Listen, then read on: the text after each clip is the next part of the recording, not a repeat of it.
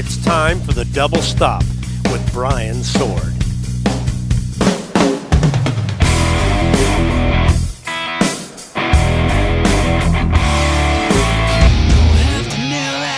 Welcome to the Double Stop. I'm Brian Sword.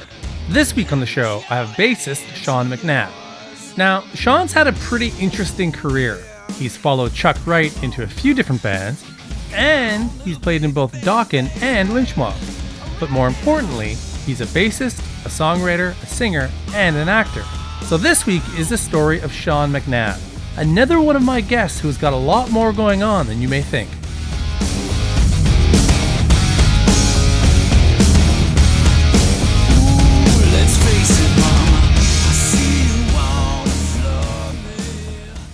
Well, I grew up in Indiana, and it was a great place to grow up.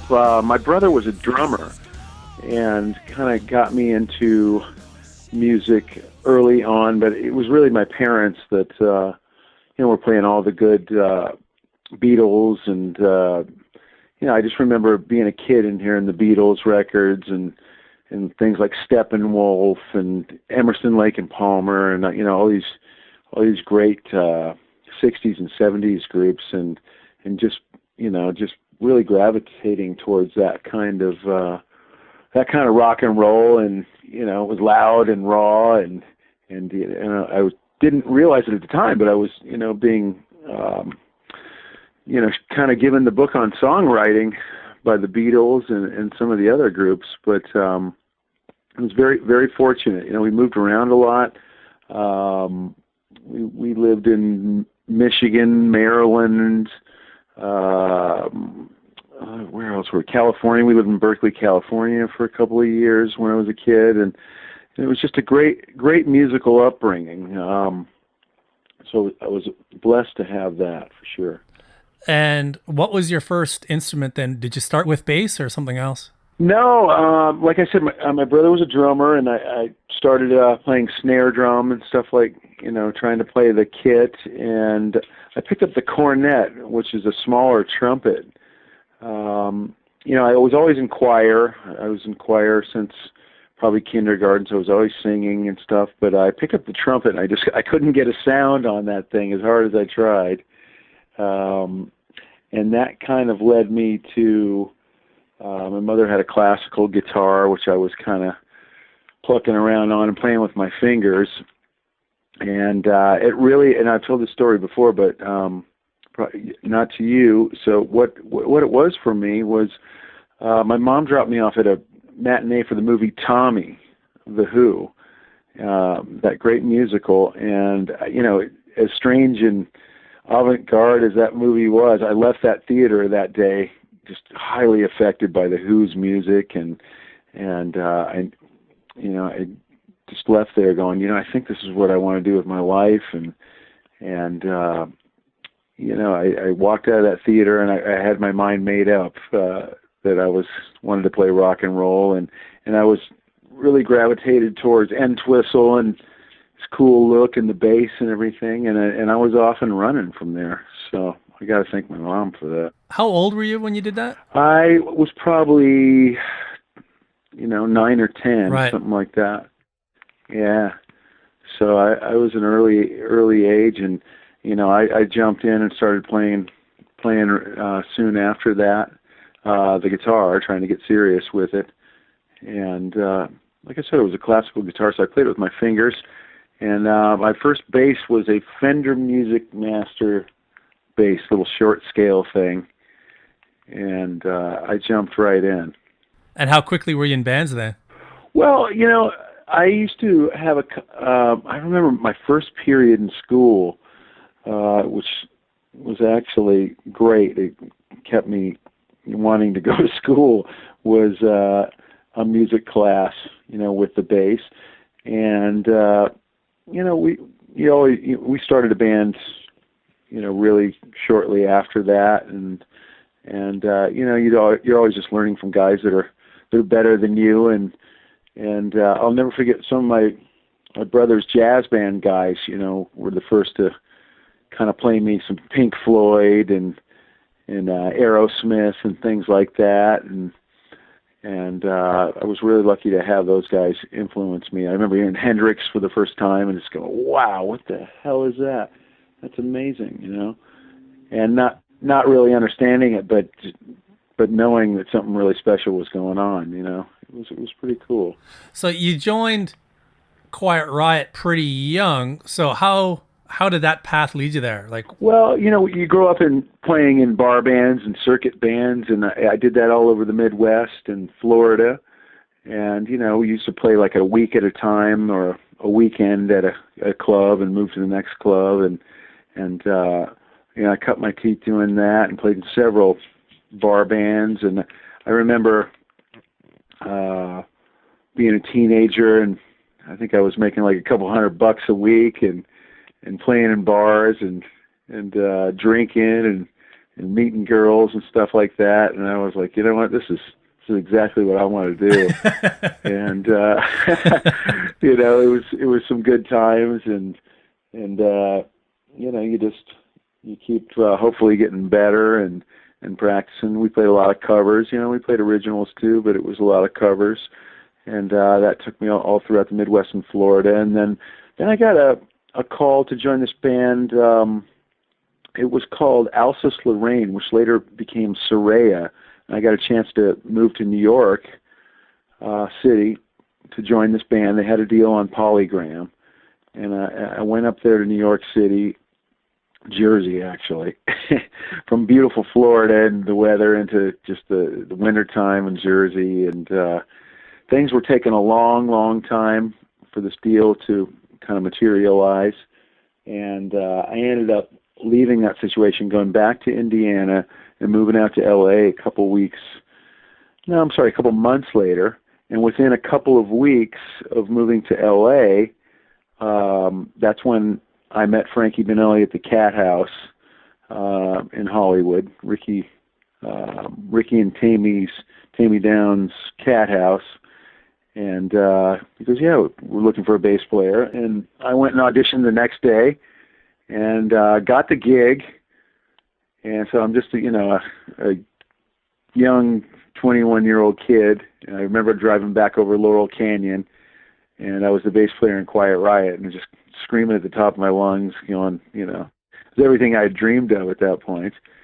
And, I was, if I any greener, you could have smoked me. I didn't know anything about the business, just completely naive, but I was, following the dream, and I got to thank Frankie Benelli and Quiet Riot for giving me my first, national shot at something. And about a month later, we were playing a giant show, Japan Aid 2, in Japan with Dio and James Brown and weird bands like Gorky Park. And, all right. And it was really bizarre, this festival. It was really a bunch of who else was on it? James Brown, George Duke, Irene Cara, and they had the metal bands like Quiet Riot and Dio. And it was really cool. It was quite a whirlwind.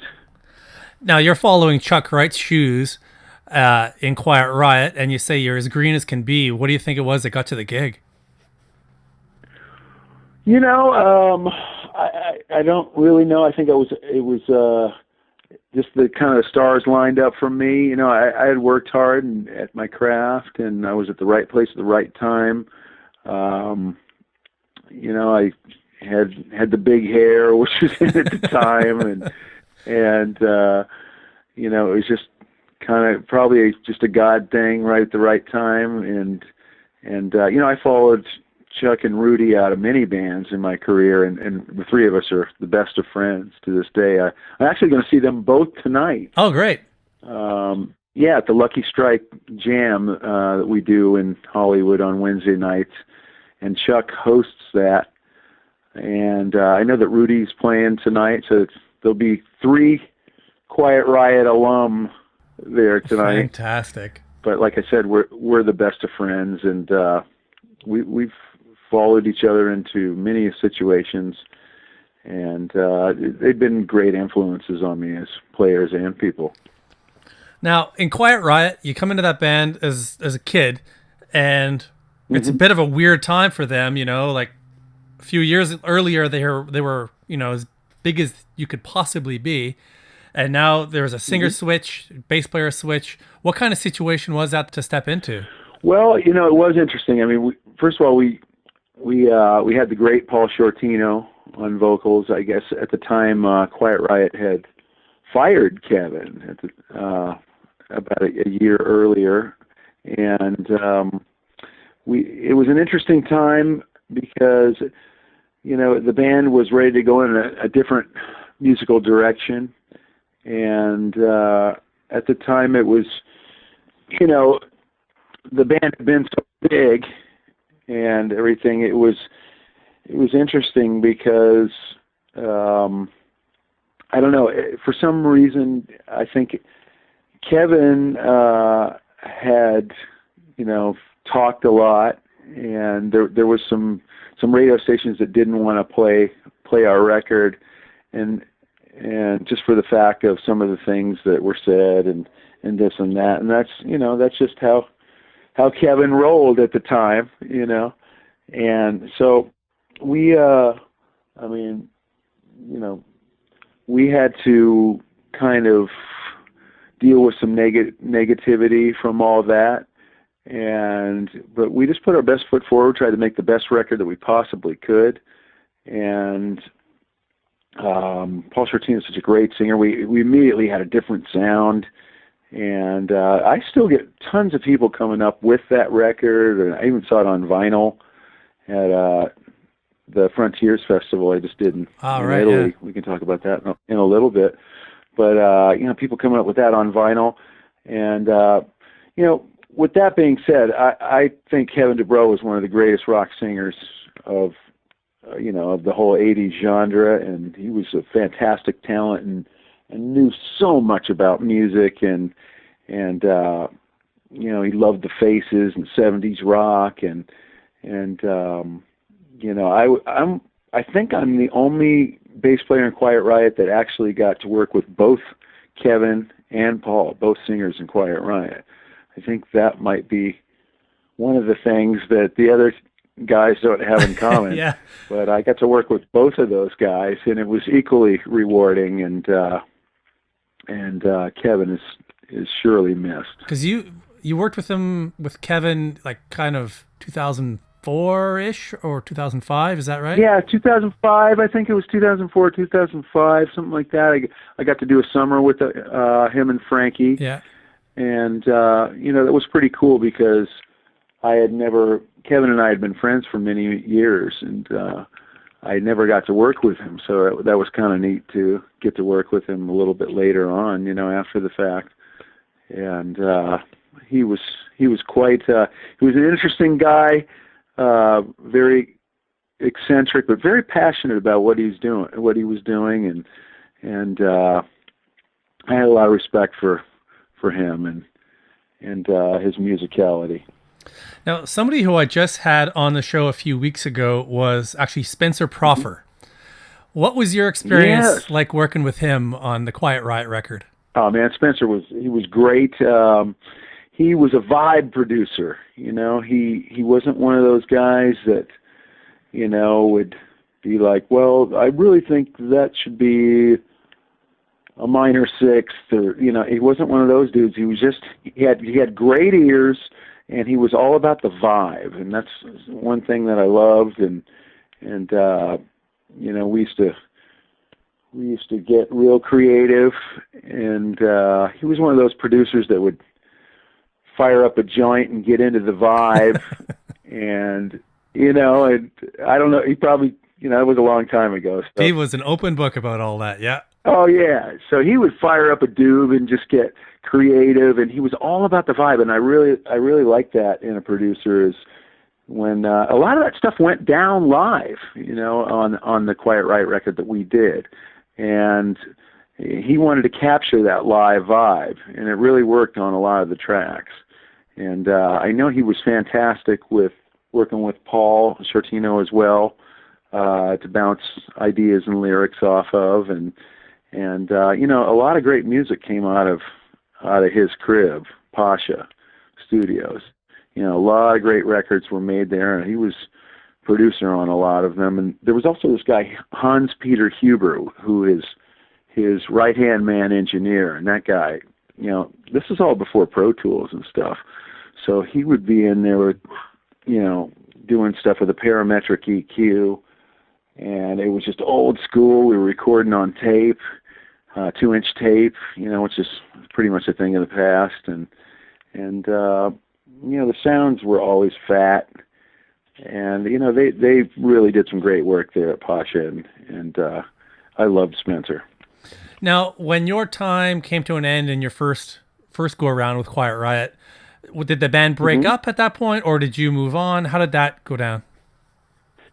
There was, the problem I think is there was a couple different managers in Quiet Riot, and they were having a hard time agreeing on some things, and that probably was one of the differences in, how far the band could go, because it seems like one management would want to do this tour and then the other wouldn't, and it's real tough when there's more than one manager in a band, and that caused some problems. And I think what happened is the label got wind of that and decided that they weren't going to do another record with us at that time, and that just kind of threw the thing into a bit of a tailspin, and it disbanded. It was just too bad, because what we really should have done was change the name of the band. Should have been a brand new, fresh start with a new name, new sound. And I think fans would have been a lot more receptive to it at that time, But it is what it is, and we made a great record. It's funny how that is, because when you got the name and you got a history, it's easy to market, so you really want to keep the name. But you can make the same argument for Motley Crue on the Karabi record, where it's so different. True. That if you just would have changed the name, it probably would have been accepted. Yes, and people get attached to their bands the way they are, Yeah.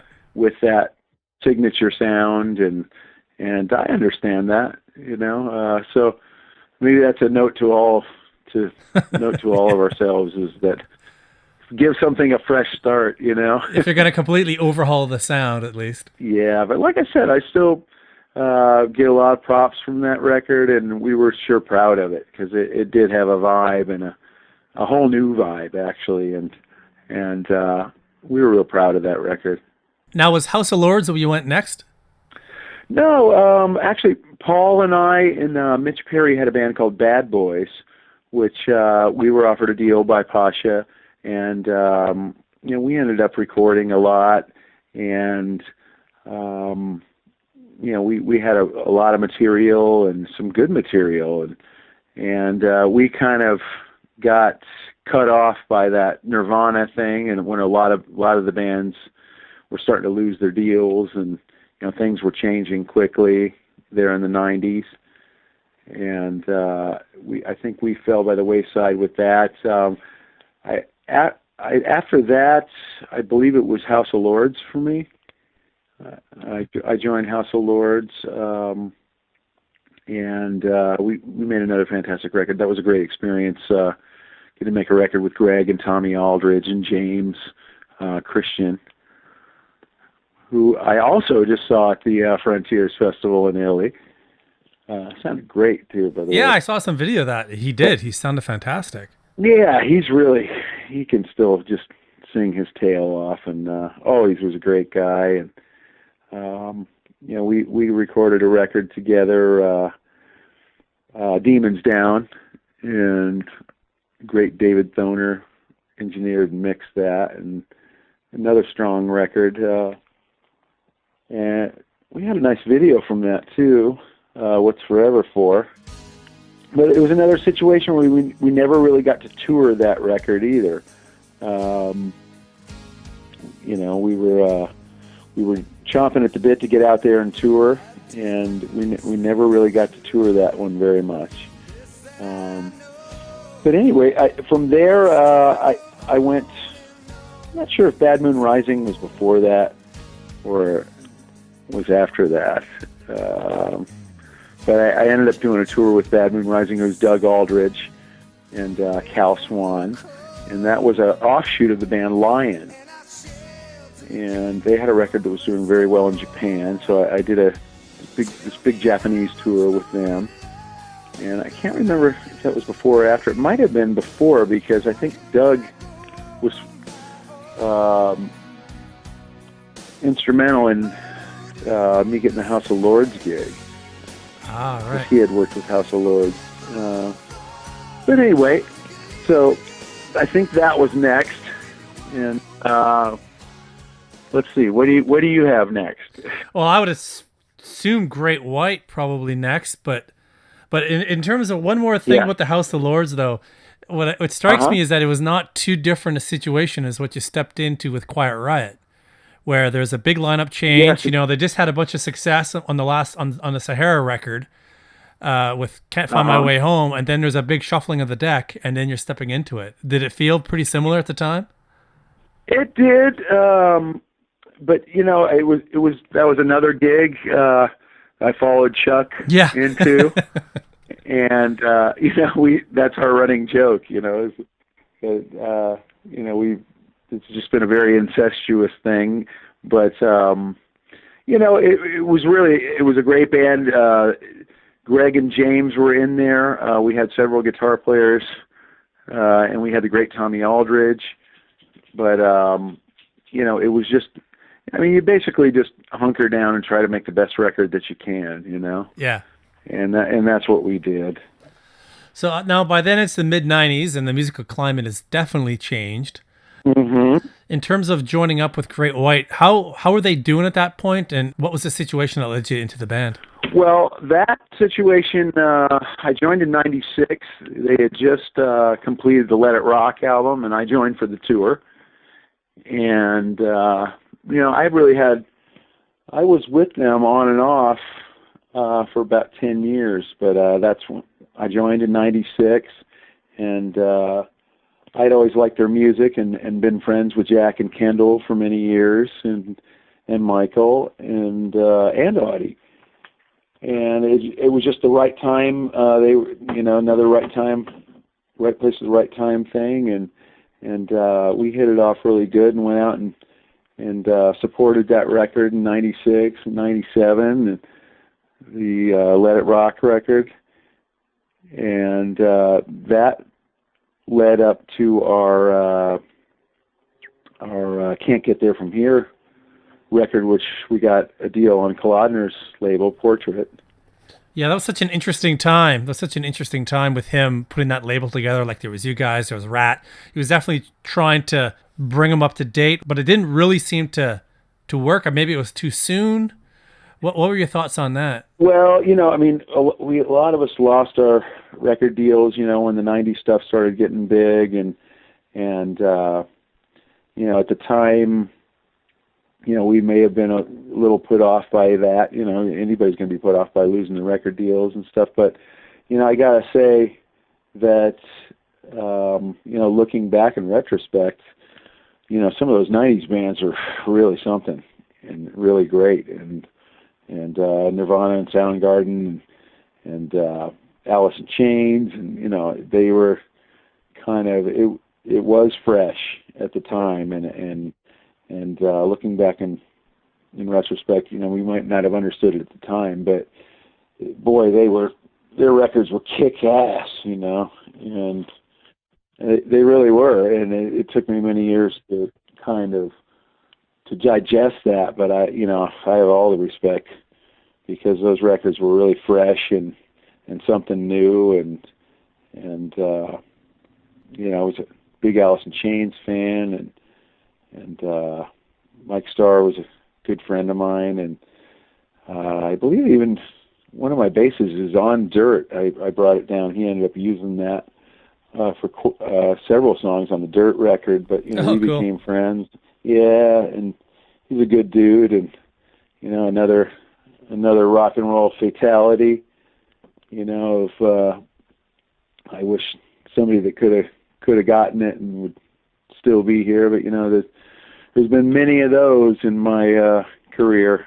I've seen many friends go down to addiction and alcoholism and things like that, and and I've been through my shit with it, and thank God I came out the other side, and I'm 10 years sober now, and it's been the best thing that ever happened to me. But it was just kind of came along with what we were doing, all that excess in the 80s and the rock and roll party. It was on, and some of us got well, and some of us didn't, and some of us are still here, and some of us aren't. And it's really too bad, For the Can't Get There From Here record, mm-hmm. I thought it was a really interesting choice to have Jack Blades be your producer. Tell me about that.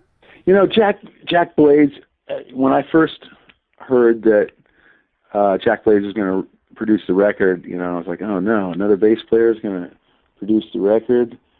And then I started going, well, at least there'll be some bass on the record, But, he turned out to be one of the greatest producers, another vibe guy, another guy that we started out with Don Dokken producing Can't Get There From Here, and we just couldn't get anything done with Don.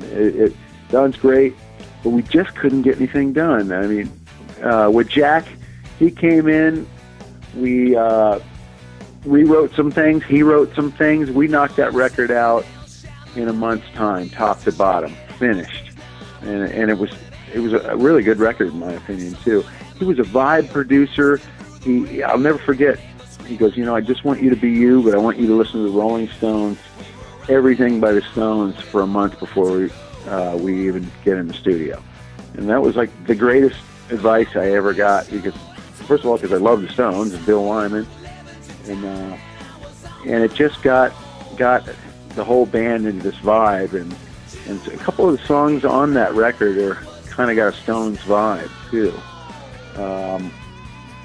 So it was great advice. He was a fantastic producer. He kept things stripped down. He didn't let it get overproduced, and I really appreciated that about him. And he got some things out of me. I think he gave me a great compliment by saying, you kind of remind me of Boz Burrell from Bad Company. So just be yourself and play like that. And that kind of gave me the confidence to stretch out and play a little differently than, had been on some of their previous records. And that record, I think, was a really strong release for Great White, and a nice raw release with good songs. After that record, I know you maintained a relationship with Great White for quite a while, but between that record and, say, Back to the Rhythm, which was 6-7 years later, what did those years look like for you? I got to say, I had some of the greatest times of my life in Great White and some of the darkest times in Great White. For me personally, we rode the high of we were supporting our Can't Get There From Here record on the Poison tour in '99. They hadn't toured in over 10 years, so all the shows were sold out. We had a great slot on that. It was LA Guns, us, Rat, and Poison, and most of the shows were sold out. So we just really we really kicked ass on that tour. Jack was in really good shape.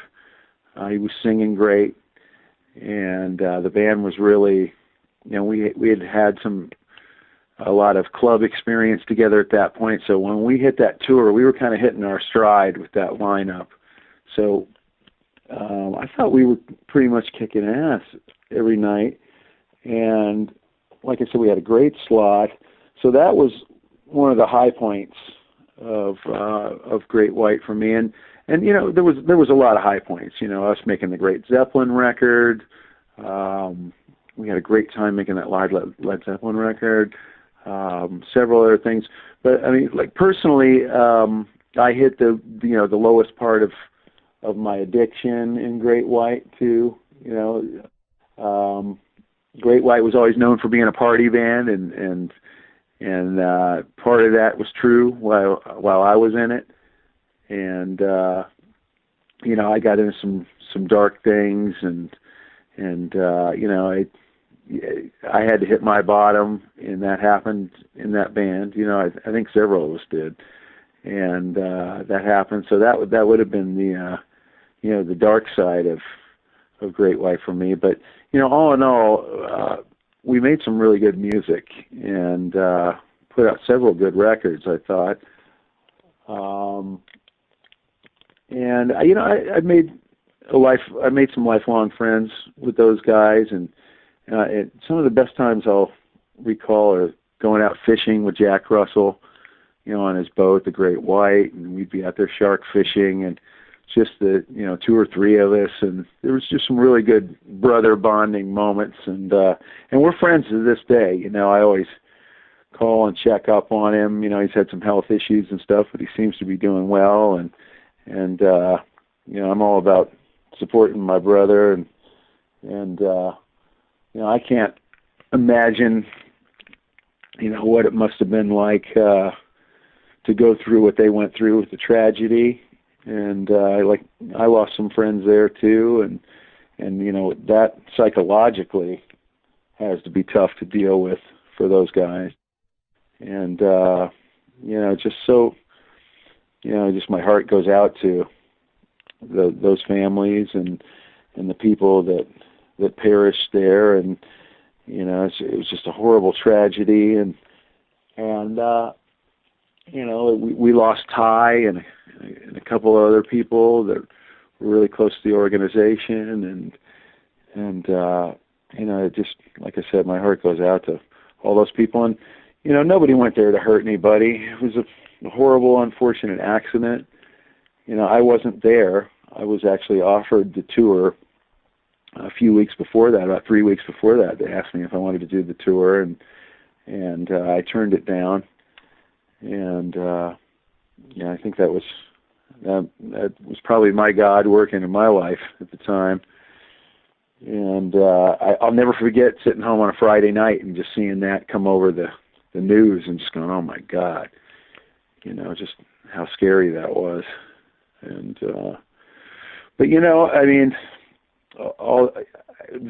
the day I got back in the band, later in, it was at 2006, 2007, when we got back together to do Back to the Rhythm and do the anniversary. From the day I rejoined the band, I had somebody ask me about that every single day until the day I left the band. Wow. And it was just, I wasn't there, and I really had nothing to do with it. But anytime I bring up the name, that's what the first person would say. Oh, wasn't there that? And he'd be like, yes, there was. And it was kind of hard for me to deal with every day, being, asked about that. And, some people were not so nice about it either. Yeah. And, you had to just kind of go, you kind of just had to brush it off at times and just go, hey, look, it was a horrible tragedy, and,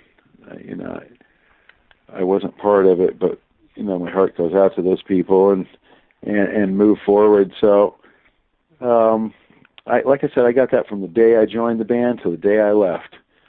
And, the only good thing that could ever come out of that is that, hopefully, that the laws will not let any kind of pyro in places like that, It's the only good thing that could possibly come from that. So it was an interesting chapter of my life. I'm a firm believer in, everything we go through makes us who we are and makes us stronger. But I closed the book on that one at the end of that. I think it was 2008 or 9, maybe. I'm not sure. Right. And how do you look back on that record, the Back to the Rhythm record? I thought the Back to the Rhythm record was good. I thought there were some good songs on it, and I was proud of it. I haven't heard it in a long time, but I thought we did some good work, and we turned it out. I co-wrote a couple songs on the record. And yeah, I thought we turned it out. I thought it could have maybe been a little heavier. I think this was one of the directions that we wanted to go. It didn't turn out that way. But we had some singles on there that really never got a push. I think we could have pushed some of those singles. But, I think Mark Kendall is a fabulous guitar player. And, I'm glad that I think they're doing real well now. They've got Terry singing, who I also worked with XYZ and played on several of his records. Right, that's right. And I know that they're working nonstop, so good for them. And they deserve that. Yeah, it seems to have worked out okay. That was a pretty big mess when they split with Jack, but it seems like the dust has settled on that. Yes, it was a mess, and I got pulled into that as well in a deposition, not by choice. Oh, boy. Yeah. So I just told the truth and let the chips fall where they may.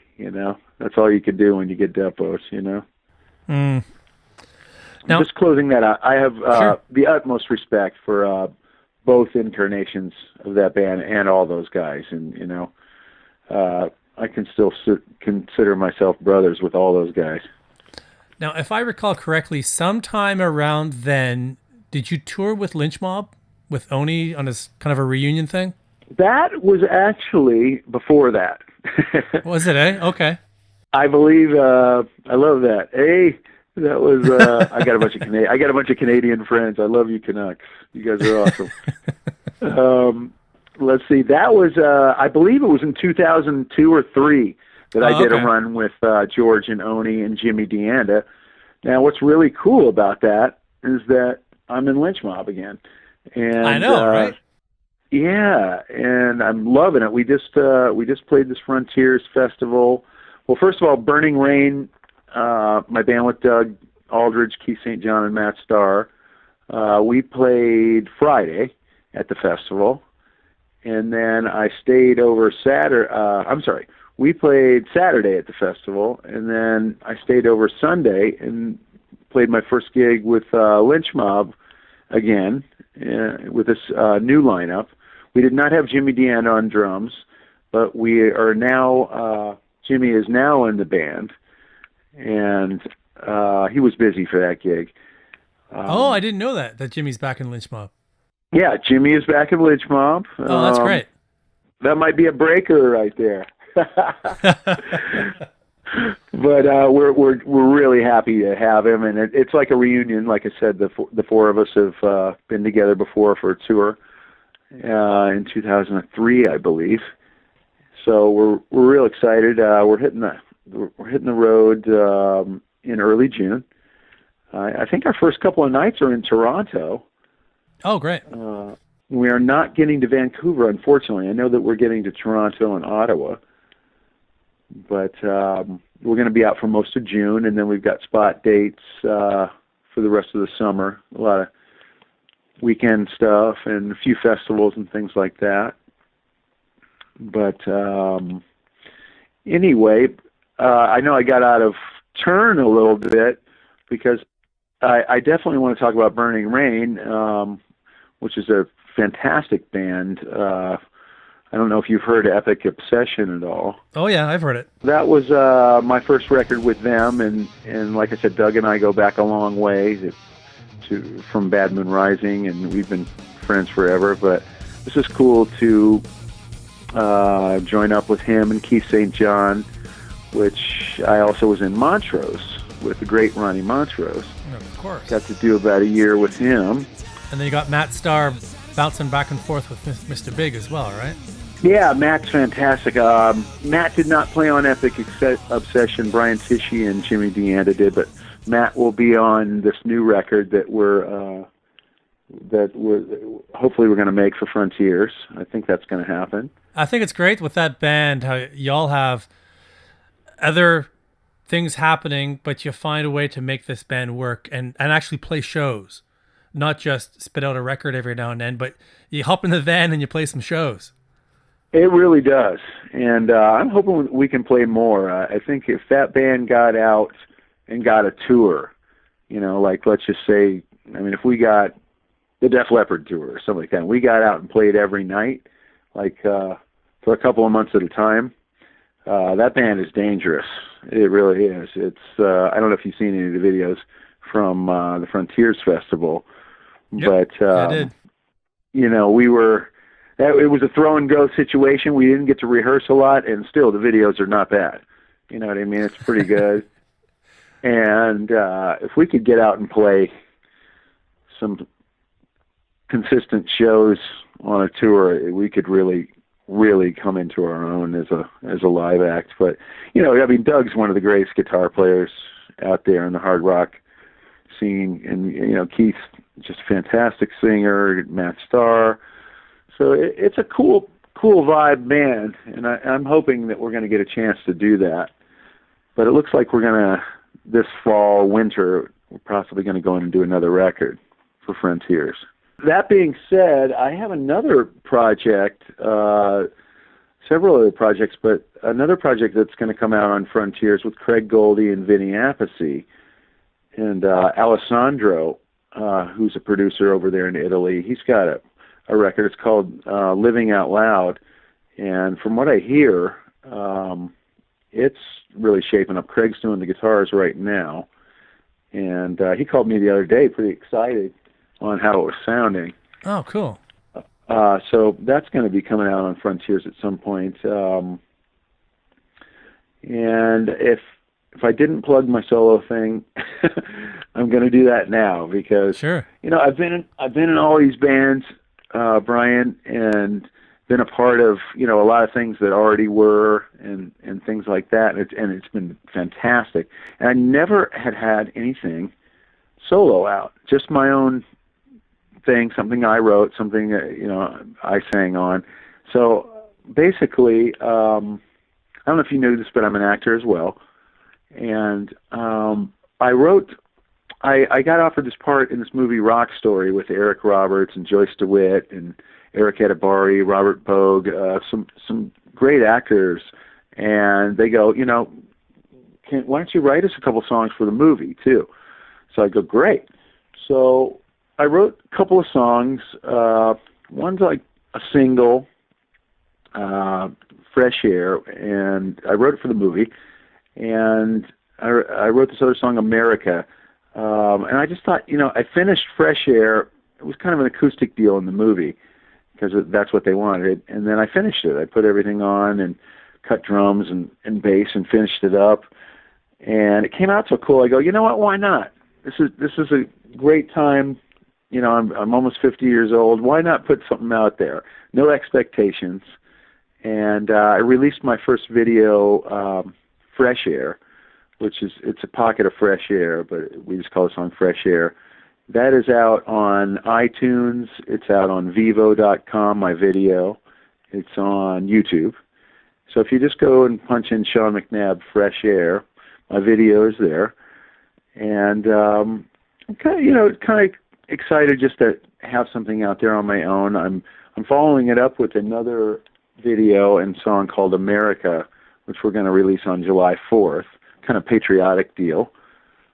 So, it was just something that I really wanted to do, and I find it really rewarding, because I'm a singer as well, to finally have something I can click on that's just my own voice, and that will coincide with the Rock Story movie, which will be coming out in I believe it's the fall of 2015, and so now, whenever I get a part in a movie, which is mostly indies and things like that, I'm always asking well, who's your music supervisor? What do you have going on for music?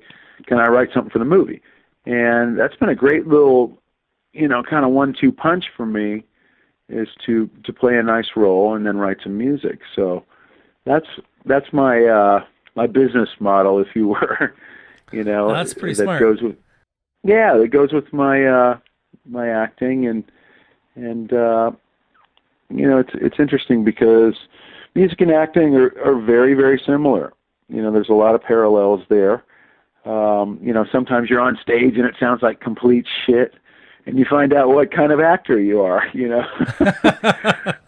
don't want to bum out the fans and be acting like you're not having fun. But there's times where the mix is so bad you're not having a good time, but you can't let the fans know that. So you find out what kind of actor you are sometimes. Acting for me is something that I also did as a child, and then when rock and roll took over, I got away from it for many years, 20 years of rock and roll, and then when I got sober again 10, 11 years ago, I decided I wanted to revisit my acting. So I got passionate, started studying again, studied with some great coaches here in LA, got into a couple of plays, started getting out there, auditioning again, and I found that I really still had the passion for it. And I've been blessed to play some roles, and it's funny because I've done a lot of indie films and things like that, and I had this little bit on Sons of Anarchy. I'm a big motorcycle guy and stuff, and I got involved with the show. It took me 4 years to get on it. Yeah, and then I finally got on it, and they were starting to have me around a lot. I never got made a regular on that show. I was just kind of around a lot, and at one point, I thought, it was looking good for me. They were starting to really put me in some big scenes and things, and I thought maybe they're going to make me a reg on the show. It never happened on that particular show, but I get recognized more from just being on that show than any of the indie films I've done. Yeah. It just goes to show you, how big that show was and how great it was, and well written and well produced and directed and acted, and it was just a phenomenal piece of art, that whole thing. So it was just a real blessing to be involved in that. And I've got a bunch of things on the horizon, acting-wise. I've got 3 other pilots that I'm involved with that I've got some nice roles in, and then I'm writing a project right now from the ground up. But pilots are, you do a lot of pilots, and hopefully one hits. For every 10 pilots that are written, 9 don't make it, maybe 9.5. So it's very stiff competition, but you just hope that one of your pilots, at some point, somebody buys it and believes in it. So it's pretty much one foot in front of the other with the acting, and it's just something I'm passionate about. In terms of scratching the creative itch, what's the difference for you between music and acting? It's the same but different. I mean, you can be in a scene and when you're really connected to the material and the hair on your arm stands up and you just get this buzz it's unbelievable when you're really in it and connected to it and to your actors, and it's a lot like when a gig's going really great on stage. There's a lot of parallels there. I would say if it's something that you're passionate about, you definitely got to study. You definitely want to hone your craft. You got to get a craft. You've got to be passionate about it. You don't want to do it just to, a lot of people want to do it just to try to be famous. Don't do it for that. Do it because you love it, and that's been my theory on it. And you just hopefully one day you keep trudging and you get a break, but until then you just keep doing it because you love it. The one band we didn't talk about that I'll get my ass handed to me by my listeners if I don't ask you about it, but it is Dokken. Oh yeah, man, I love Dokken. I've been listening to Dokken since I was just a wee lad, man, and I've been listening to Dokken for 30 years, and it was a great experience for me. I had known Don for many years. I think the first gig I ever did was in 2004. I started out filling in just here and there, and then I became the guy in 2009, the regular guy, when Barry left. But, I played with him for many years, just one-offs, filling in. And, I love Dokken and the guys, and I have love for Don, and, major love for John and Mick, and just the body of material, the songs that those guys wrote were just absolutely incredible. Their body of work is amazing. We had some really good years together, and everybody's on their own path. Don's on his own path. I'm on mine. He kind of took a year off, and we were, the rest of the band didn't really know about it. So, we were all kind of hustling around trying to get work and things, and I had several other things going, and I don't know. So he just kind of decided that he wanted somebody that just wanted to be in Dokken, and that's totally fine. It's his call, it's his band, and like I said, I have big love for Don. I think I was a pretty good side man for him for many years, and things come to an end sometimes, and I'm not saying I would never play with him again, because like I said, I've got love for all those guys, but you just you take what comes next, and I'm so stoked to be playing with George again, because George is just such a guitar icon. Him and Doug, actually. I'm like, wow, I get to lay it down for two rock icons. It's pretty cool. But, back to the Dokken thing, I just want to say that, I wanted to thank those guys for some really, really good years. And, there was a couple of lean years too, but, it's all part of the experience, and I wish them nothing but the best and all my love and respect. And before I let you go, we'll just finish up on a bit more Dokken. In terms of the Broken Bones record, the recording of that, Don's got a bit of a reputation for being a bit of a challenge in the studio. What was your experience recording that record? Don is, he's a producer too. He is definitely a challenge, but he gets things sometimes that you wouldn't normally get, just because he pushes the envelope and things. And I think he's a great producer, and he wants things a certain way, and but at the same time he's very creative, and I think that's what, at the end of the day, a good producer is: very creative and gets creative things out of you. And as we wrap this up, where can people find you on social media? Well, Brian, I'm on Twitter, and that's at Sean McNabb LA, and that's Instagram as well, at Sean McNabb LA. I'm on Facebook, Sean McNabb actor, musician, and fan page, and that's it. Woke up today with a home. And that was Sean McNabb. I hope you enjoyed it. This is his new single, Fresh Air, available on iTunes and Amazon. Go to thedoubletop.com for the links. And remember, every time you use those links, the Double Stop gets a small percentage to help cover its costs. I'll be back next week with another brand new interview. And I close my eyes